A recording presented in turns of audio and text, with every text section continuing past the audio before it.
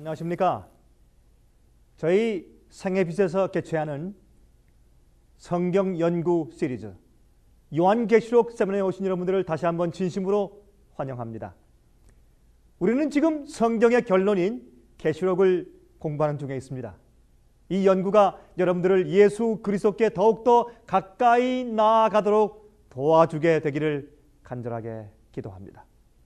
이 요한계시록은 예수 그리스도의 계시입니다. 모든 성경이 이 계시록에서 와서 결론을 맺는 것입니다. 이 예언들을 연구하면 하나님의 말씀에 대한 확신이 생기게 되어 있습니다. 이 말씀은 보통 말씀이 아닙니다. 이것은 하나님의 영감의 말씀인 것입니다. 예언의 근본 목적은 우리가 예언된 하나님의 말씀이 성취되는 모습을 지켜보면서 하나님과 또한 그분의 말씀에 대하여 우리의 믿음이 확고해지게 하기 위해서 예언을 주신 것입니다. 또한 그 말씀에 의지하여서 미래를 위하며 또 신앙적인 계획을 하도록 하기 위한 것입니다. 오늘은 요한계시록 제11장 전반부를 공부할 차례가 되었습니다. 여러분, 11장 후반부 7째 나팔은 제가 7째 나팔을 말씀드릴 때 그때 이미 같이 공부한 바 있습니다. 이 11장 전반부는 지난 시간에 공부한 10장의 연속이 되겠습니다. 10장의 내용에서 계속 연결되어지는 부분이 되는 것입니다. 이제 요한계시록 1장 1절부터 14절까지 있는 말씀을 제가 좀 읽겠습니다. 먼저 이 요한계시록 전반부인 계시록 11장 1절부터 14절까지 제가 읽겠습니다. 잘 들어보시기 바랍니다. 또 내게 지팡이 같은 갈대를 주며 말하기를 일어나서 하나님의 성전과 제단과 그 안에서 경배하는 자들을 청량하되 성전 밖 마당은 청량하지 말고 그냥 두라. 이것을 이방인에게 주었은즉 저희가 거룩한 성을 42달 동안 짓밟으리라.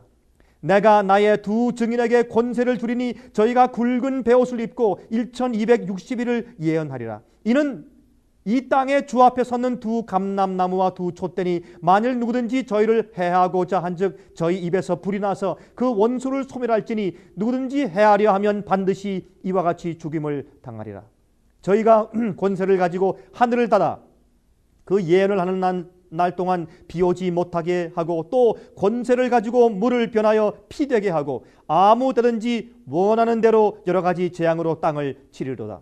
저희가 그 증거를 마칠 때 무적행으로부터 올라오는 짐승이 저희로 더불어 전쟁을 일으켜 저희를 이기고 저희를 죽일 터인즉 저희 시체가 큰 성 길에 있으리니 그 성은 영적으로 하면 소돔이라 하고 애굽이라고도 하니 곧 저희 주께서 십자가에 못 박히신 곳이니라. 백성들과 족속과 방언과 나라 중에서 사람들이 그 시체를 사흘 반 동안을 목도하며 무덤에 장사하지 못하게 하리로다. 이 두 선지자가 땅에 거하는 자들을 괴롭게 한 거로 땅에 거하는 자들이 저희의 죽음을 즐거워하고 기뻐하여 서로 예물을 보내리라 하더라. 3일 반 후에 하나님께로부터 생기가 저희 속에 들어가매 저희가 발로 일어서니 구경하는 자들이 크게 두려워하더라. 하늘로부터 큰 음성이 있어 이리로 올라오라 함을 저희가 듣고 구름을 타고 하늘로 올라가니 저희 원수들도 구경하더라. 그 시에 큰 지진이 나서 성 10분의 1이 무너지고 지진에 죽은 사람이 7천이라. 그 남은 자들이 두려워하여 영광을 하늘의 하나님께 돌리더라 그랬습니다. 둘째 화는 지나갔으니 보라 셋째 화가 속히 이르는도다. 여러분, 이것은 아주 흥미있는 예언이 아닐 수가 없습니다. 여기에 언급된 성전은 교회일 수가 없습니다. 성전 안에서 경배하고 있는 자들이 초점이기 때문에 교회일 수가 없습니다. 또한 이 성전이 예루살렘일 수도 없습니다. 여러분, 예루살렘 성전은 이미 로마에 의해서 70년도에 파괴되었습니다. 그러므로 요한이 계시를 받았을 때는 주약 98년도였기 때문에 이것을 예루살렘으로 볼 수도 없는 것입니다. 여러분, 지상 성소는 이미 다 파괴되어 있었던 때였습니다. 그런데 이 땅에 있는 지상 성전은 하늘에 있는 성전의 모형이었습니다. 여러분, 히브리서 8장 5절에 말씀하기를 저희가 섬기는 것은 하늘에 있는 것의 모형과 그 그림자라. 모세가 장막을 지으려 할 때에 지시하심을 얻음과 같으니 가라사대 삼가 모든 것을 산에서 내게 보이던 본을 쫓아 지으라 하셨느니라 라고 말씀을 하셨습니다. 여러분, 그러므로 요한계시록 11장 1절에 언급된 성전은 하늘에 있는 성전을 가리키는 것입니다. 이 마지막 시대에는 특히 하늘 성전으로 우리의 시선이 집중되어야 하는 것입니다. 예수님의 사역이 하늘 지성소의 사역으로 옮겨지는 시대에 우리가 지금 살고 있는 것입니다. 대속죄인의 사역이 이루어져야 하기 때문에 그러한 것입니다. 그러므로 하늘 성전을 향하여 기도하고 예배하는 자들, 즉 믿는 자들을 청량하라고 말합니다. 그들을 심판하라는 그렇게 하는 심판하라고 하는 말씀이 거기에 이제 기록되어 있다 그 말입니다. 에스겔 9장에도 비슷한 말씀이 이미 기록되어 있는 것을 볼 수가 있습니다. 여러분 에스겔 9장 1절부터 6절까지 말씀을 읽겠습니다. 여러분 이 말씀은 이 구약과 이 신약에서 아주 참 아름답게 잘 신비하게 조화되어서 이 말씀이 기록되어 있는 것을 우리가 볼 수 있습니다. 여러분 에스겔서 9장 1절부터 6절까지 있는 말씀을 제가 읽겠습니다. 한번 읽어보십시다. 에스겔서 9장 1절부터 6절까지 읽겠습니다. 그가 또 큰 소리로 내 귀에 외쳐 말씀하시되 이 성읍을 관할하는 자들로 각기 살육하는 기계를 손에 들고 나오게 하라 하시더라. 내가 본즉 6사람이 북향한 윗문길로 쫓아오는데 각 사람의 손에 살육하는 기계를 잡았고 그 중에 한 사람은 가는 베옷을 입고 허리에 서기관의 먹그릇을 찼더라. 그들이 들어와서 놋제단 곁에 서더라. 자, 여기 이제 이 심판에 대해서 상징적으로 기록되어 있습니다. 그룹에 머물러 있던 이스라엘 하나님의 영광이 올라 성전 문지방에 이르더니 여호와께서 그 가는 베옷을 입고 서기관의 먹그릇을 찬 사람을 불러 이르시되 너는 예루살렘 성읍 중에 순행하여 그 가운데서 행하는 모든 가증한 일로 인하여 단식하며 우는 자의 이마에 표하라 하시고 나의 듣는데 또 남은 자에게 이르시되 너희는 그 뒤를 쫓아 성읍 중에 순행하며 아껴 보지도 말며 긍휼을 베풀지도 말고 쳐서 늙은 자와 젊은 자와 처녀와 어린아이와 부녀를 다 죽이되 이마에 표 있는 자에게는 가까이 말라. 내 성소에서 시작할지니라 하시매 그들이 성전 앞에 있는 늙은 자들로부터 시작하더라. 무슨 말입니까? 성전에 있는 교회 안에 있는 먼저 진리를 받은 먼저 말씀을 전하고 있는 제사장들, 다시 말해서 목사 같은 직책에 있는 사람들을 먼저 심판하기 시작하는 것입니다. 성전에서 먼저 심판이 시작된단 말입니다. 그가 또 그들에게 이르시되 너희는 성전을 더럽혀 시체로 모든 뜰에 채우라. 저희는 나가라 하시매 그들이 나가서 성읍 중에서 치더라 그랬습니다. 여러분 여기 말씀 보니까 어떤 말씀입니까? 지금 에스겔서 9장 1절부터 7절 가운데 있는 말씀은 이 심판이 성전 안에서 먼저 배운 자들에게 먼저 심판이 시작되는 것을 보는 것입니다. 주님께서 인을 치실 때 주의 백성을 인정하시고 인을 치실 때 인침받지 못한 자들은 심판하시는 모습을 우리가 본다 그 말입니다. 또한 베드로전서 4장 17절에 말씀하십니다. 하나님의 집에서 심판이 시작할 때가 되었나니 만일 우리에게 먼저 하면 하나님의 복음을 순종치 아니하는 자들의 그 마지막이 어떠하며 그랬습니다. 그러므로 주님의 집인 성전 교회에서 먼저 심판을 시작한다고 성경을 말씀하고 있습니다. 그런데 이 하늘 성소에서 진행되는 심판이 어느 때에 있게 될지를 그 다음에 말씀하고 있는 것을 볼 수 있습니다. 자, 요한계시록 11장 2절을 보십시오. 요한계시록 11장 2절을 보시면 여기 이제 하나님께서 언제 이런 심판을 하늘에 있는 성소에서 경배하는 자들, 다시 말해서 하늘 성전을 향해서 성소를 향해서 예배드리고 기도하고 있는 그 백성들을 심판하는 일이 언제 있을 것인가 하는 것을 말씀하고 있습니다. 자, 11장 2절입니다. 성전 밖마당은 청량하지 말고 그냥 두라. 이것을 이방인에게 주었은즉 저희가 거룩한 성을 얼마 동안요? 42달 동안 짓밟으리라고 말씀을 하였습니다. 이것은 42달 얘기입니다. 이것은 1260년의 예언입니다. 여러분 42달인데 한 달은 얼마입니까? 30일 아닙니까? 성경적으로 한 달은 30일이었습니다. 그러므로 성경의 달력은 30일이기 때문에 42달은 1260일인데 하루가 1년이라는 그런 성경 기간적인 예언 해석 원칙에 있어서 1260년인 것입니다. 그것이 한때와 두때와 반때인 것입니다. 한때와 두때와 반때를 지나서 이제 말씀하는 것이죠. 이것은 핍박 기간을 말하는 것입니다. 성경은 한 달이 30일입니다. 그래서 42달은 1260일, 하루는 1년, 그래서 1260년의 기간을 말씀하고 있는 것입니다. 여러분 지금 달력은 한 달이 31일 내지 30일이죠. 그러나 성경의 달력은 한 달이 30일이었습니다. 여러분 제가 그것을 좀 증명해 드릴까요? 창세기 7장 11절을 보겠습니다. 여러분 창세기 7장 11절 보시면 자 잠깐만 좀 증명해 드리겠습니다. 창세기 7장 11절 왜 성경에서 간주하는 달력은 한 달이 30일인가? 그것이 히브리인들의 달력이었습니다. 창세기 7장 11절의 말씀 먼저 좀 읽겠습니다. 여기 이런 말씀이 있어요.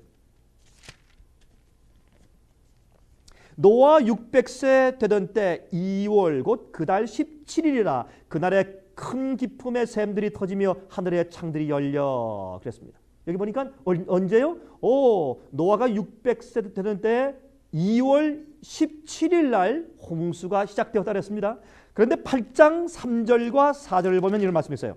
8장 3절과 4절에 물이 땅에서 물러가고 점점 물러가서 150일 후에 감하고 얼마요? 150일 후에요. 또한 7월 곧 그달 17일에 방주가 아라랏산에 머물렀으며 그랬습니다. 그러므로 이 홍수가 끝나서 방주가 아라랏산에 머무르는 시간이 언제입니까?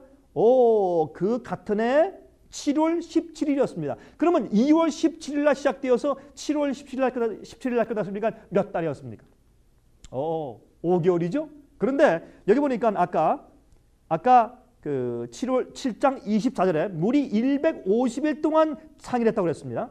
자, 7장 24절입니다. 7장 24절에 물이 150일을 땅에 창일하였더라 그랬습니다. 이 말씀은 아까 8장 3절의 말씀과 같죠? 그러므로 다시 말해서 이 2월 17일부터 시작해서 끝난 7월 17일까지의 5달 동안의 홍수를 성경은 150일, 다시 말해서 한 달을 30일로 계산해서 150일이었다고 설명하고 있지 않습니까? 이렇게 해서 성경의 성경적인 달력은 한 달이 30일로 증명이 되는 것입니다. 그래서 성전 안에 있는 즉 하나님을 믿는 자들을 청량하는, 제어보는, 다시 말해서 심판하는 일이 있을 것이라고 말입니다. 언제부터? 이제 바로 1260년 동안의 핍박기간 이후부터 참된 믿음, 즉 사랑으로 역사하는 참된 믿음이 있는지를 없는지를 바로 믿는 자들에게 재어보는 심판이 언제부터 시작된다고요? 믿는 자가 진실로 회개했는지를 살펴보는 심판을 언제부터 시작한다고요? 1260년 동안 성전이 이방인에게 짓밟힌 이후부터 시작한다고 말씀하고 있는 것입니다. 다시 말해서 교황권이 중세기의 진리대로 살고 성경대로 믿으려 하던 참으로 많은 그리스도인들을, 진실된 그리스도인들을 죽이고 핍박한 1260년의 종교 암흑 시대 후에 있을 것이라고 성경은 예언하고 있는 것이라 그 말입니다. 다니엘서도 같은 말씀을 이미 해놓은 것을 우리가 볼 수 있습니다. 한번 읽어보도록 하겠습니다. 다니엘서 7장 23절부터 27절까지입니다. 자, 다니엘서 7장 23절부터 27절까지 있는 말씀을 제가 좀 읽어보겠습니다. 여기 이런 말씀이 기록되어 있습니다. 모신 자가 이처럼 이르되 내가 본 넷째 짐승은 곧 땅의 넷째 나라인데 이는 모든 나라보다 달라서 천하를 삼키고 밟아 부서뜨릴 것이며 그 열불은 이 나라에서 일어날 열왕이요 그 후에 또 하나가 일어나리니 그는 먼저 있던 자들과 다르고 또 새 왕을 복종시킬 것이며 그가 장차 말로 지극히 높으신 자를 대적하며 또 지극히 높으신 자의 성도를 괴롭게 할 것이며 그가 또 때와 법을 변개코자 할 것이며 성도는 그의 손에 붙임받아 한 때와 두 때와 반 때를 지낼 것이라 그랬습니다. 여기에 분명히 이제 교황권이 중세기에 핍박하는 그 말씀이 나오고 있죠. 그 특징이 나오고 있죠. 그러나 심판이 시작된 즉 그는 권세를 빼앗기고 끝까지 멸망할 것이요. 여기도 보면은 교황권이 1260년 동안 핍박 기간이 있은 다음에 그를 주님께서 심판하신다고 되어 있습니다. 27절 나라와 권세와 온 천하 열국의 위세가 지극히 높으신 자의 성민에게 붙임받으리니 그의 나라는 영원한 나라이라 모든 권세 있는 자가 다 그를 섬겨 복종하리라 하여 그랬습니다. 그러므로 여기 보니까 바로 3년 반 후에 한때, 두때, 반때 이후에 그 1260년간의 핍박 시간 이후에 무엇이 있을 것이라고요? 심판이 있을 것이라고 지금 설명하고 있지 않습니까? 그러므로 이것은 다니엘과 요한계시록이 다 같은 것입니다. 한때와 반때와 두때 42달 1260년의 그 핍박 기간 이후에 하나님께서 성전 안에서 경배하는 자들, 믿는 자들을 심판하라고 주님께서 그들을 청량하라고 말씀하는 것입니다. 그럴 때 이방인에게 이미 1260일 동안 짓밟힐 그런 기간을 주었다고 말씀합니다. 그러나 그 이후에 성전에서 경배하는 자들, 믿는 자를 주님께서 심판하라고 예언하시는 광경이 바로 여기에 기록되어 있는 것입니다. 요한계시록 12장 6절에서 보면 그 여자가 광야로 도망하며 거기서 1260일 동안 저를 양육하기 위하여 하나님의 예비하신 곳이 있더라 그랬습니다. 그러므로 여기 보면은 1260년 동안 교회가 쫓겨서 광야로 쫓겨서 도망가서 핍박받고 있는 중세기 때 핍박을 당하는 교회에 대해서 설명하고 있습니다. 중세기 때 핍박당하며 쫓기던 교회가 참 교회인 것을 요한계시록 12장은 설명하고 있습니다. 여러분이시요. 그러므로 여기에 있는 모든 말씀들은 요한계시록에 있는 말씀들이나 다니엘서에 있는 말씀이나 그 말씀의 내용과 순서가 얼마나 그렇게 똑같은지 모르겠습니다. 여러분이시요. 또한 요한계시록 11장 3절에 보면 하나님 여호와 앞에 두 증인이 서 있는데 굵은 베옷을 입고 예언하고 있다고 설명했습니다. 여러분이시요. 이 두 증인이 누굴까요? 이들은 주 앞에 섰는 두 감람나무와 두 촛대라고 말씀하고 있습니다. 여러분, 그런데 참 재밌는 것은 이 해석 때문에 많은 사교들이, 가짜 종교들이 등장했습니다. 우리 한국에도 몇 사람들이 자기가 감람나무라고 해서 많은 사람을 속였습니다. 자기가 이 두 증인 중에 하나라고 얘기했습니다. 자기가 감람나무라고 해서 많은 사람들을 미혹한 그런 일들이 우리 한국에도 있습니다. 세계 도처에 있었던 것을 우리가 알고 있습니다. 여러분, 그렇지만 이 두 증인은 구약과 신약인 하나님의 말씀 성경을 말하고 있는 것입니다. 여러분, 6절을 보면 우리가 알 수가 있어요. 6절 잠깐 좀 볼까요? 여러분, 요한계시록 11장 6절을 보시면 그 6절 가운데 있는 말씀을 보아도 이것은 바로 주님의 말씀인 성경인 것을 우리가 이해할 수가 있어요. 한번 보시겠습니까? 요한계시록 11장 6절 좀 펴서 보시겠습니다. 여기에 있는 말씀을 보면 바로 이 주의 말씀인 성경이, 이 하나님의 말씀이 과거에 어떤 일을 했는가 하는 것을 열거하고 있어요. 저희가 권세를 가지고 하늘을 닫아 그 예언을 하는 날 동안 비 오지 못하게 하고, 또 권세를 가지고 물을 변하여 피 되게 하고 아무 때든지 원하는 대로 여러 가지 재앙으로 땅을 치리로다 그랬습니다. 이렇게 해서 그 주의 말씀, 이 성경이 과거에 그 말씀의 능력으로 어떤 일을 한 것을 열거하고 있지 않습니까? 여러분, 신명기 11장 16절과 17절에 말씀했습니다. 너희는 스스로 삼가라. 두렵건대 마음에 미혹하여 돌이켜 다른 신들을 섬기며 그것에게 절함으로 여호와께서 너희에게 진노하사 하늘을 닫아 비를 내리지 아니하여 땅으로 소산을 내지 않게 하심으로 너희가 여호와의 주신 아름다운 땅에서 속히 망할까 하노라 그랬습니다. 여러분, 주의 말씀에 능력이 있습니다. 주의 말씀을 어길 때 주의 말씀을 어긴 그 땅은 주님께로부터 항상 심판을 받아온 것을 우리가 알 수가 있습니다. 주님께서 인내하십니다. 그러나 하나님께도 인내에 한계가 있는 것을 알 수 있고, 또한 주님께서 심판하심으로 그 사람들을 깨워서 돌이키게 하는 그런 역사를 하신 것을 성경 가운데서 항상 우리가 볼 수 있는 것입니다. 여러분, 엘리야 시대에 3년 반 동안 무엇이 오지 않았습니까? 비가 안 왔습니다. 왜요? 너무 배교한 교회이기 때문에 엘리야가 기도했습니다. 하나님이시여, 이렇게 배교한 교회에 왜 비를 내리십니까?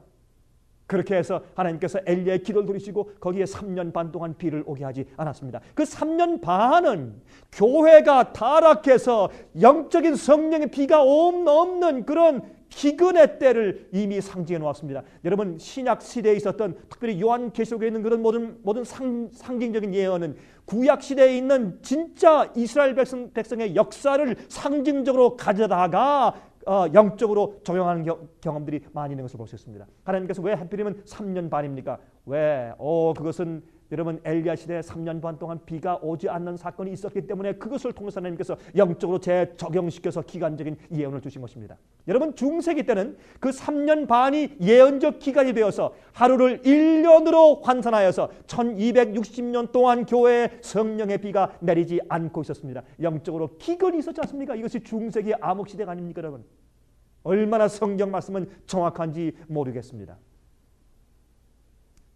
또한 이 말씀은 물이 피가 되게 했다고 성경이 말했습니다. 우리가 계시록 11장 6절 읽었죠? 이 말씀은 물을 피가 되게 했다고요. 여러분, 애굽의 바로 왕은 모세를 통해서 들려준 하나님의 말씀을 무시했습니다. 여호와가 누구냐 하고 무시했습니다. 그는 애굽의 우상을 섬겼습니다. 그때 하나님께서 그들을 쳤습니다. 특별히 그들의 물이, 나일강이 피가 되는 재앙을 주님께서 주셨습니다. 여러분 아십니까? 마지막 시대에도 칠재앙이 옵니다. 마지막 시대에도 재앙이 내리는데 하나님의 증인인 이 말씀을 불순종하고 인간의 가르침대로 사는 이 세상을 마지막으로 주님께서 재앙으로 치시는데 첫 번째 재앙이 무엇입니까? 바로 물이 피가 되는 재앙일 것입니다. 여러분이시여, 그러므로 여기에 두 증인은 바로 구약과 신약을 가리키는 성경 말씀을 나타내는 것입니다. 또 두 감람나무라고 했습니다. 여러분, 이 두 감람나무는 어디에서 그 상징을 따왔을까요? 그것은 스가랴서 4장에서 따온 것을 우리가 알 수 있습니다. 여러분, 스가랴서를 보십시오. 스가랴서 4장에 있는 말씀을 제가 좀 읽겠습니다.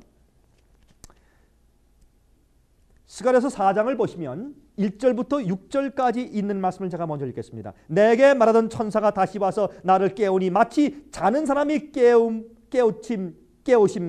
같더라. 그가 내게 묻되 내가 무엇을 보느냐? 내가 대답하되 내가 보니 순금 등대가 있는데 그 꼭대기에 주발 같은 것이 있고 또 그 등대에 7 등잔이 있으며 그 등대 꼭대기 등잔에는 7 관이 있고 그 등대 곁에 두 감람나무가 있는데 하나는 그 주발 우편에 있고 하나는 그 좌편에 있나이다 하고, 여기 보니까 두 감람나무가 어떻게 등대 그 좌우편에 있죠? 두 개가 있죠? 내게 말하는 천사에게 물어 가로되 내 주여 이것들이 무엇이니까? 내게 말하는 천사가 대답하여 가로되 내가 이것들이 무엇인지 알지 못하느냐? 내가 대답하되 내 주여 내가 알지 못하나이다. 그가 내게 일러 가로되 여호와께서 스룹바벨에게 하신 말씀이 이러하니라. 만군의 여호와께서 말씀하시되 이는 힘으로 되지 아니하며 능으로 되지 아니하고 오직 나의 신으로 되느니라 그랬습니다. 이것은 주의 성령의 능력으로만 가능하다는 그런 말씀을 여기 하신 것입니다. 이것은 주의 말씀, 성경을 상징한 것입니다. 두 감람나무는 주의 여러분 등잔 옆에 있기 때문에 등잔은 주의 말씀을 상징합니다. 두 금촛대는 그 주의 감람나무가 기름을 부어놓고 있습니다. 그래서 성경 속에서 역사하는 성령의 은혜를 말하는 것이 아니겠습니까? 그러므로 두 감람나무도 바로 성경 말씀을 상징하는 것입니다. 또한 성경에 두 촛대를 말했죠. 이것은 여호와 앞에 모셔 섰는 두 증인인데 두 감람나무요 두 촛대라고요. 여러분, 두 촛대는 무엇입니까? 시편 119장 105절과 130절에 이런 말씀이 있지 않습니까? 시편 119장 105절과 130절에 주의 말씀은 내 발의 등이요 내 길의 빛이니라 그랬습니다. 주의 말씀을 열무로 우둔한 자에게 빛이요 깨닫게 하나이다 그랬습니다. 요한복음 5장 39절에 말씀하기를 너희가 성경에서 영생을 얻는 줄 생각하고 성경을 상고하거니와 이 성경이 곧 내게 대하여 증거하는 것이로다 그랬습니다. 그러므로 여러분, 주의 말씀은 우리 길의 빛이고 내 발의 등입니다. 그것은 촛대 같은 빛의 역할을 하는 것입니다. 또한 이 성경 말씀은 바로 내게 대해서 증거하는 증인이라고 예수께서 말씀했습니다. 두 증인은 예수님에 대해서 증거하는 바로 성경인 것입니다. 마태복음 24장 14절입니다. 이 천국 복음이 모든 민족에게 증거되기 위하여 온 세상에 전파되리니 그제야 끝이 오리라고 말씀했습니다. 여러분이시여, 이 세상에 하나님 앞에 모셔 섰는 두 증인은 그러므로 하나님의 말씀 무엇입니까? 성경인 것입니다. 이 성경 말씀이 1260년의 종교 핍박의 시기 동안에 죽임을 당했습니다. 여러분, 이 성경이 1260년 동안의 핍박 시기 동안에 죽임을 당했습니다. 그래서 굵은 베옷을 입고 증거한다고 말하는 것입니다. 슬피 울면서 증거하는 표현입니다. 죽은 시체에 대한 표현 아니겠습니까? 여러분, 중세기 때 성경을 읽지 못하게 하였습니다. 로마 천주교는 성경을 평신도들이 읽지 못하게 하였습니다. 그러므로 하나님 앞에 모셔선 두 증인은 하나님의 말씀 성경인 것입니다. 자, 이제부터 또 한 가지 아주 흥미있는 성경 예언을 보게 되는 것입니다. 그것은 성경과 무신론 세력과의 전쟁인 것입니다. 여러분 아십니까? 성경과 무신론 세력 사이의 전쟁 말입니다. 여러분 1260년 동안, 즉 42달 동안 성전이 이방인의 발에 밟히는 시기가 끝나는 즈음에, 다시 말해서 1260년 동안 그 핍박 기간이 찰 때, 다시 말해서 이방인에게 1260년 동안 이 성전이 밟히는 시기가 끝나는 즈음에, 다시 말해서 교황권이 이방인들의 이교의 가르침을 들여와서 교회를 타락시키고 참된 신자들을 핍박한 시기가 끝나고 교황권의 세력이 약화되는 시점에 와서 이제는 마귀가 다른 또 하나의 세력을 일으켜서 하나님의 말씀 성경과 전쟁을 일으키는 것에 대한 예언이 기록되어 있습니다. 이 다른 세력이란 다름이 아닌 무신론 세력인 것입니다. 여러분 1260년의 핍박 기간이 그 예언된 대로 1798년도에 불란서의 나폴레옹 장군의 부하 버티어 장군이 바티칸에 가서 교황 피우스 6세를 잡아다가 감옥에 가두고 거기서 죽게 하였습니다. 그럴 즈음에 1260년의 핍박이 거의 끝나는 즈음에 가서 불란서에서 그 유명한 불란서 혁명이 생겼습니다. 그들은 다 종교를 다 폐쇄시켰습니다. 성경을 불에 태웠습니다. 미신을 믿게 한다고 성경을 다 읽지 못하게 하고 법적으로 다 그 성경을 폐했습니다. 다 성경을 없애버렸습니다. 여러분이시여 아십니까? 요한계시록 11장 7절과 8절의 예언의 표현이 얼마나 정확한지 모릅니다. 저희가 그 증거를 마칠 때에, 다시 말해서 1260년 동안의 배옷을 입고 외치는 그 시기가 마칠 때에 무적행으로부터 올라오는 짐승이 저희로 더불어 전쟁을 일으켜 저희를 이기고 저희를 죽일 터인즉 저희 시체가 큰 성 길에 있으리니 그 성은 영적으로 하면 소돔이라고도 하고 애굽이라고도 하니 곧 저희 주께서 십자가에 못 박히신 곳이라 그랬습니다. 여러분이시여 1260년의 그 핍박 시기가 끝나자마자 또 무적행의 곳에서 밑에 무엇이 없느냐?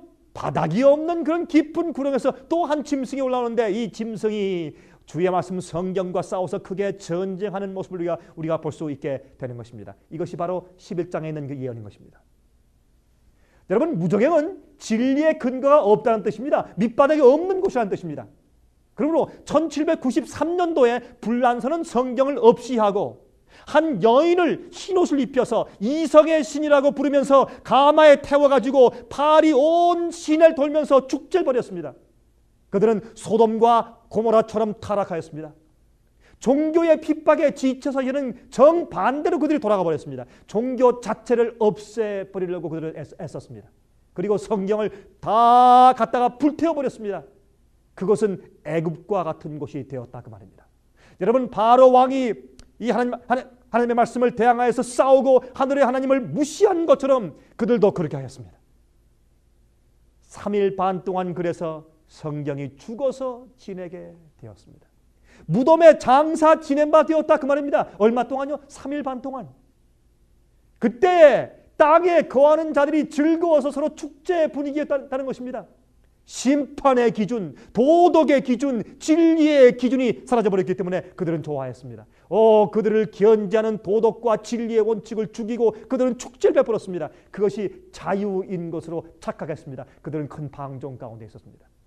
그러나 성경은 이 예언 우리 읽었죠? 지금 요한계시록 11장 6절과 7절에 말씀하시기를 그러나 3일 반 후에 이 두 증인이 부활한다고 했습니다. 여러분 예언 기간인 3년 반 후란 말이죠. 3일 반은 기간적인 예언에서 하루는 얼마입니까? 1년이죠. 그래서 3일 반이니까 3년 반 후에란 말입니다. 3년 반 후에 이렇게 불란서에서 완전히 사장되었던 것 같은 이 성경이 다시 부활할 것을 예언한 것입니다. 여러분 엘리야 시대에도 교회의 배도의 시대 동안에 3년 반 동안 비가 오지 않았습니다. 3년 반 후에 그러나 다시 비가 왔지 않습니까? 마찬가지로 이 성경도 불란서 혁명 정부가 3년 반 동안 죽게 했지만은 3년 반 후에 다시 성경이 부활하게 되었습니다. 여러분 아십니까? 재미있는 얘기가 있습니다. 그 당시에 불란서의 시인인 볼테르 시인은 말하기를 앞으로 100년 안에 이 세상에서 성경은 다 사라지고 없어질 것이라고 말했습니다. 여러분 그러나 아십니까? 그의 집이 이 그렇게 예언했던 볼테르 시인의 집 자체가 성경을 인쇄하는 성소 공회가 되었다 그 말입니다. 여러분 성경 말씀이 그렇게 예언했기 때문에 성경이 다시 부활하게 되었습니다. 여러분 종교와 성경을 폐쇄시켰던 불란서 정부가 일주일 제도도 없애고 9일 동안 일하고 10일째 되는 날에 쉬는 10일 제도를 도입하게 되었습니다. 하지만 여러분 얼마 안 가서 노동자들이 일하다가 지쳐서 넘어지고 말았습니다. 여러분 성경 예언대로 3년 반 후에 그들이 실패하고 말았습니다. 도덕이 땅에 떨어지자 국회가 다시 종교와 성경을 다시 회복시킨다는 법을 통과시키고 말았습니다. 여러분 성경 예언대로 3년 반 후에 정확하게 성경이 다시 부활하게 된 것입니다. 그 성경 예언대로 정확하게 3년 반 후에 된 일이었습니다. 여러분이시여 그 후로부터 세계적으로 성소 공회가 이 세상에서 일어나기 시작했습니다. 세계 모든 나라들 말로 언어로 성경이 번역되는 일이 일어나기 시작했습니다. 복음이 온 세상에 전파되기 시작했습니다. 선교사들이 파견되기 시작했습니다. 성경이 부활하자 구경하는 자들이 크게 두려워하게 되었습니다. 여러분이시여 이 성경 예언 말씀은 얼마나 기가 막히게 성취되었는지 모릅니다. 이렇게 성취된 예언을 보면서 우리가 주의 말씀에 대해서 더 믿음과 확신을 갖게 하기 위해서 성경의 예언을 주신 것입니다. 그 성의 10분의 1이 지진으로 무너졌다고 말했습니다. 여러분 불란서는 로마 제국이 분열되어 생긴 10나라 중에 하나가 아닙니까? 그래서 성경은 불란서를 그 성의 10분의 1이라고 표현했습니다.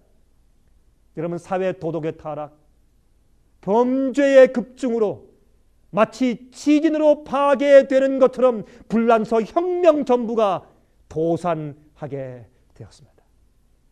여러분이시여 이 성경 예언은 하나님의 말씀이기 때문에 얼마나 정확하게 성취되어 가고 있는지 모르겠습니다. 여러분 역사가 조지 크롤리 박사가 쓴 The Apocalypse of Saint John 성 요한의 계시란 책에서 183페이지에 다음과 같이 말씀을 한 것을 우리가 읽을 수가 있습니다. 교회와 성경은 불란서 정부에 의하여 1793년 11월부터 1797년 6월까지 3년 반 동안 죽임을 당하였었다. 그러나 3년 반이 지나자 성경은 이전에 억압을 당했던 것만큼 존경을 받게 되었고 공개적으로 자유개신교회의 공개적인 책이 되었다라고 그는 적고 있는 것입니다. 얼마나 놀라운 성경 예언의 성취인 것입니까 여러분? 이 1260년 세대 반, 한때 두때 반때에서 세대 반, 3년 반 이 42달의 핍박 기간이 지난 다음에 이 세상에는 마귀가 만든 또 다른 세력이 등장하기 시작한 것을 우리가 볼 수 있어요. 교황권의 핍박이 그치자 다른 공격이 들어왔습니다. 그것은 무신론 세력의 공격인 것입니다. 무신론 세력이 세운 정치 이념이 바로 무엇입니까? 바로 공산주의가 아닙니까? 공산주의의 사상의 시작은 불란서의 농민 전쟁에서 비롯된 것입니다. 여러분 파리의 임시정부의 주역이었던 농민들과 상인들의 사회주의 사상이 공산주의를 대동케 한 것입니다. 여러분 1917년도에 있었던 러시아의 볼셰비키 혁명은 바로 이 불란서 혁명의 사상에 그 기초를 두고 있는 것입니다. 그런데 이 레닌과 막 사상이 바로 그러한 것인데 이 공산주의가 지금 그러나 무너져 내린 것을 우리 시대에서 목격하고 있지 않습니까? 그런데 여러분 이제는 성경의 예언대로 교황권이 다시 그 세력을 구축하고 땅에서 올라오게 되는 것을 보고 있는 것입니다. 이제 곧 짐승의 표의 핍박이 곧 이 땅에 이르러 오게 될 것입니다. 여러분 제 얘기를 잘 들으시기 바랍니다. 성경 예언은 아주 일치합니다. 중세기 동안에 교황권의 핍박이 1260년 동안 가다가 그다음에 교황권이 죽게 된 상처를 받고서 잠깐 동안 쓰러진 다음에 그 다음에 마귀가 또 기회를 놓칠세라 무신론 세력을 일으켜서 교회를 공격하고 성경을 공격했습니다. 그러나 이 무신론 세력이 공산주의로 발전했다가 공산주의 세력이 무너지자 이젠 전 세계에 다시 짐승의 표의 핍박을 주기 위해서 교황권 세력이 다시 일어나서 온 세계를 장악하는 그런 예언의 흐름을 보는 것입니다. 이것이 성경의 가르침이고 여러분 그것을 여러분과 제가 지금 이 시대 현대 실제 우리 눈으로 보고 있는 것입니다. 중세의 핍박이 지난 후에 이 세상에 일어난 무신론 세력들을 좀 보시기 바랍니다. 여러분 중세의 핍박 시기 이후에 무신론 세력들이 일어나는 것을 보십시오. 마귀의 공격을 좀 보시기 바랍니다. 자, 불란서의 혁명이 그렇죠. 벨하우젠씨가 쓴 성경에 대한 고등 비평 학회가 생겨나서 이 성경을 하나님의 말씀이 아니라고 비평하는 학문이 생기기 시작했습니다. 또 그 다음에 니체는 하나님이 존재하지 않는다는 사신신학을 만들었습니다. 또 같은 시기에 다윈이 창조설을 부인하고 진화론을 주장하고 나섰습니다. 그때 그 후에 드디어 하나님을 부인하는 이념하에서 공산주의가 탄생하게 되었지 않습니까? 이 모든 무신론 세력이 이 하나님의 말씀인 성경을 공격하기 시작하여서 새로운 전쟁의 양상이 생겨난 것입니다. 이 무신론 세력이 인본주의 사상을 만들어낸 것입니다. 여러분 인본주의 사상이란 하나님이 우리의 삶과 사상의 중심이 아니라 인간 자신이 그 중심이 되게 하는 사상인 것입니다. 이 인본주의 사상은 오늘날 세상의 모든 교육 이념에 깊이 뿌리를 내리고 있는 것입니다. 오늘날 우리의 자녀들이 청소년들이 그렇게도 비종교적이고 세속적이 된 이유가 바로 거기에 있는 것입니다. 그들이 학교에서 배우는 것이 무엇입니까? 하나님이 중심이 아닌 인본주의 사상에 깊이 빠져서 공부하고 있기 때문에 그런 것입니다. 여러분이시여 마귀의 공격은 참으로 은밀한 것입니다. 이때 하늘에 계신 하나님께서 이 세상을 향하여서 마지막 기회를 베푸십니다. 마지막 기회를 보내시는데 그것이 무엇입니까? 요한계시록 14장 6절과 7절 가운데 있는 말씀 아닙니까? 또 보니 다른 천사가 공중에 날아가는데 땅에 거하는 자를 곧 여러 나라와 족속과 방언과 백성에게 전할 영원한 복음을 가져다라 그랬습니다. 그가 큰 음성으로 가로되 하나님을 두려워하며 그에게 영광을 돌리라. 이는 그의 심판하실 시간이 이르렀음이니 하늘과 땅과 바다와 물들의 근원을 만드신 이를 경배하라 하더라 그랬습니다. 여러분 여기에 이 마지막 시대에 심판의 때가 되었다고 경고했습니다. 하나님을 두려워하라고 말했습니다. 또한 창조주를 경배하라고 했습니다. 불란서 혁명 이후로 이 세상의 무신론 세력이 크게 위협하고 있는 이 시대에 하나님께서 경고의 기회를 주시는 것입니다. 하나님의 창조를 부인 내지는 의심하는 시대에 하나님께서 말씀하시는 것입니다. 오 창조주를 경배하라고요. 또한 하나님의 계명과 명령을 무시하는 시대에 하나님을 두려워하라고요. 여러분 하나님을 두려워하는 것은 그의 명령을 지키는 것을 의미하는 것입니다. 여러분 아십니까? 시편 128장 1절에 말씀하기를 여호와를 경외하며 그 도에 행하는 자마다 복이 있다고 말씀했습니다. 잠언 16장 6절에 말씀하기를 인자와 진리로 인하여 죄악이 속하게 되고 여호와를 경외함으로 인하여 악에서 떠나게 되느니라 그랬습니다. 여러분 그러므로 바로 하나님을 두려워하는 것은 하나님을 경외하는 것이고 하나님을 경외하는 것은 그의 명령을 지키고 계명을 순종하고 죄에서 떠나는 생애를 의미하는 것입니다. 여러분 이 경고의 기별은 이 세상에 살고 있는 모든 민족과 백성들에게 전파되어야 하는 기별이라고 말씀하고 있는 것입니다. 하늘 성소에서 심판 사업을 진행 중이신 예수 그리스도의 특별한 사역에 대하여서 온 세상 사람들의 관심을 집중케 하기 위한 기별인 것입니다. 그러므로 곧 오시는 주님의 재림을 위하여 준비되게 하기 위해서 요한계시록 14장에 특별한 기별을 기록해 두신 것입니다. 요한계시록 11장 14절에 말씀했죠. 둘째 화는 지나갔으나 보라 셋째 화가 속히 이르는도다. 여러분 세 번째 화가 세상에 이르러오면 그것은 온 세상을 파멸에 이르게 하는 엄청난 재난이 오게 될 것입니다. 여러분 진리와 거짓의 전쟁, 빛과 어둠의 전쟁의 그 마지막 장면이 곧 다가올 것입니다. 여러분 준비되어 있습니까? 마귀는 아마겟돈 전쟁을 위하여서 자기의 부하들을 모으고 있다고 했습니다. 거짓 기적으로, 거짓 표적으로, 거짓 성령운동으로 그들을 모으고 있습니다. 여러분, 진리 위에 서야 합니다. 말씀 위에 서야 합니다. 주의 성령을 통해서 올바른 참된 거듭남의 경험을 하고 있어야 합니다. 반면에 하나님께서는 당신의 백성들을 환난을 위하여 준비시키시며 그들의 이마에 인치고 계시는 것입니다. 현재 여러분들의 경험은 어떠한 것입니까? 여러분, 일곱째 나팔은 이렇게 말씀하고 있습니다. 요한계시록 11장 18절에 말씀했죠. 이방들이 분노함에 주의 진노가 임하여 죽은 자를 심판하시며 종 선지자들과 성도들과 또 물온대소하고 주의 이름을 경외하는 자들에게 상 주시며 또 땅을 망하게 하는 자들을 멸망시키실 때로소이다 하더라 그랬습니다. 얼마나 놀라운 예언입니까? 여러분, 주님께서 이 땅을 회복시키실 때가 되었습니다. 또한 죽은 자와 산 자를 심판하실 때가 되었습니다. 죽은 자들부터 시작해서 심판이 시작된 때가 되었다고 일곱째 나팔은 설명하고 있지 않습니까? 여러분과 저는 지금 일곱째 나팔이 불려지는 그런 시기에 살고 있지 않습니까? 여러분이시여, 우린 참으로 심각한 시대에 살고 있다고 여러분 느껴지지 않으십니까? 여러분은 마음의 준비가 되어 계십니까? 여러분, 열 처녀의 비유를 기억하시나요? 그들은 다 같이 신랑을 기다리고 있었습니다. 그들은 신랑이 오는 것을 믿지 않은 사람들이 아닙니다. 미련한 처녀들도 슬기로운 처녀와 함께 같이 등잔을 가지고 같이 졸지라도 신랑이 오는 것을 믿고 신랑이 오는 것을 기다리고 있었다고 했습니다. 그러나 그들의 등잔에 기름이 없었습니다.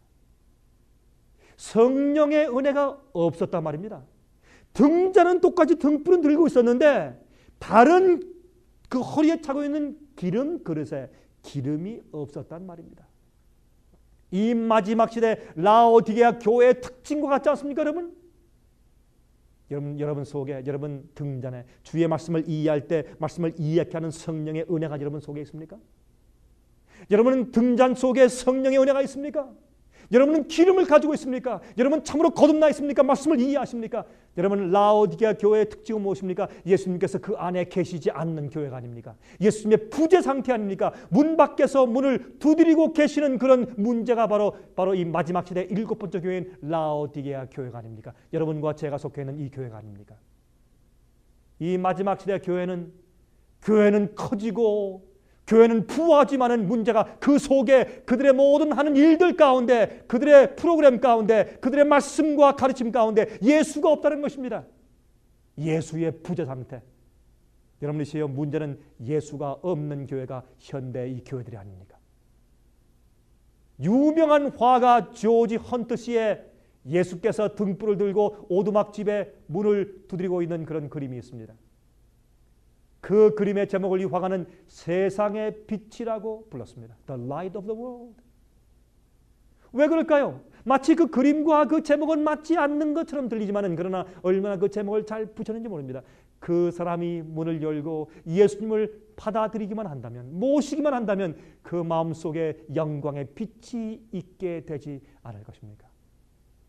여러분, 오늘날 교회는 마치 예수가 없기 때문에 그들이 하는 것을 마치 소셜 클럽처럼, 사회 단체처럼, 무슨 사회 단체가 같이 모여서 그저 서로 즐기는 그런 클럽처럼 그렇게 되어가는 양상을 보고 있는 것이 아닙니까, 여러분? 그때 이 조지 헌트 씨가 그린 그 유명한 그림을 본 한 사람이 그 그림에 대해서 한 가지 실수가 있다고 그 헌트 씨가 말했습니다. 헌트 씨, 참 미안하지만 그런데 이 그림 가운데 한 가지 실수가 있습니다. 무엇입니까? 이 문에 문고리가 없습니다. 그때 이 조지 헌트 화가는 이렇게 말했습니다. 이 집의 문고리는 안쪽에만 있지 바깥에는 없는 것입니다. 여러분, 얼마나 놀라운 영적인 교훈입니까? 여러분, 예수님께서도 여러분의 마음 문을 두드리고 있습니다. 여러분은 주님께서 결단코 강요하지 않으십니다. 여러분의 그 문고리는 여러분 마음 속에만 있는 것입니다. 예수님께서 이 문을 열도록 강요하지 않으십니다. 예수께서 여러분 마음 문에서 문을 두드리고 있는 것입니다. 한 여름 성경학교에서 한 어린아이가 선생님께 질문했습니다. 선생님, 왜 예수님께서 그렇게 문을 두드리고 계신데 사람들이 문을 안 열어줍니까? 문을 열어주지 않습니까? 왜? 그때 선생님이 그 아이들에게 되물었습니다. 자, 왜 그럴까요? 이렇게 예수님이 참 애절하게 문을 두드리고 계신데 그 집에 있는 사람들은 왜 문을 열지 않을까요? 그때 한 어린아이가 답변했습니다. 네, 그 집 사람들은 지하실에 살고 있기 때문에 문 두드리는 소리를 듣지 못하고 있는 것입니다. 얼마나 이치에 합당한 얘기입니까? 여러분들이시요, 그 말은 어린 아이의 답변이지만 참으로 영적인 의미가 있습니다. 여러분들은 혹시 지하실에 살고 있지 않습니까? 이기적이고 교만하며 정욕적인 욕심에 사로잡혀서 살고 있기 때문에 예수님의 문 두드리는 소리가 들리지 않는 그런 입장에 있지 않습니까? 혹시 여러분이시요? 그러면 여러분들은 지하실에 살고 있는 것입니다. 여러분들은 정말 예수님의 음성을 듣지 못하게 여러분 지하실, 우리 마음 바닥에 있는 그런 세속적인 타락한 우리 정욕의 본성대로 살고 있기 때문에 예수님의 조용한 문 두드리는 소리를 듣지 못하고 있는 것입니다. 여러분이시요, 오늘 이 예언을 공부하면서 여러분 말씀을 연구하면서 지금 마음을 주 앞에 열지 않겠습니까? 십자가의 그 주님의 거룩한 십자가 밑에 무릎 꿇고 주 앞에 마음을 열고 회개치 않겠습니까? 내 마음속에 들어오시라고 주 앞에 간구하시지 않겠습니까? 여러분이시여, 예수님 속해 오십니다. 성경 예언은 너무너무 정확하게 성취되어 왔습니다. 예수님 속해 오신다고 성경은 말씀하고 있습니다. 때가 되면. 여러분, 성경에 말씀하기를 너희가 문을 열면 내가 들어가서 내가 너희와 함께 먹고 너희는 나와 함께 같이 먹을 것이라고 말했습니다. 근데 영어 성경에는 이것은 You will sup with me. 또 헬라어 원어도 마찬가지입니다. supper입니다. 그것은 저녁 식사입니다. 그것은 그 하루의 식사 가운데 제일 마지막 식사입니다. 여러분, 동양적인 사고방식으로 저녁을 집에 와서 같이 먹으면 한 식구란 뜻입니다. 내가 너희 속에 들어가서 너희와 내가 한 식구가 되었으면 그런 말입니다. 나와 같이 식사했으면 여러분이시여, 우린 주님과 함께 같이 거하며 같이 살아야 합니다. 주님께서 우리 마음속에 들어오실 때 들락날락 하시는 것이 아니라 항상 우리 마음 가운데 거하시는 분이 되어야 합니다. 여러분 마음속에 예수께서 오늘 계십니까? 여러분은 예수님과 함께 먹고 마십니까? 주의 살을 먹고 주의 피를 마시는 경험이 있습니까? 그것은 주의 말씀을 연구하고 주의 말씀을 이해하는 것입니다. 주의 말씀을 먹는 것입니다. 주의 성품과 뜻을 받아들이는 것입니다. 주의 생애를 내 생애가 되게 받아들이는 것입니다. 내가 굴복하고 내가 죽고 내가 십자가에 못 박히고 예수께서 내 속에 사시게 하는 것입니다. 그래서 주님과 함께 한 식구가 되는 것입니다. 이 경험이 여러분 속에 있어야 합니다. 여러분은 여러분과 여러분 가족을 어떻게 평가하십니까?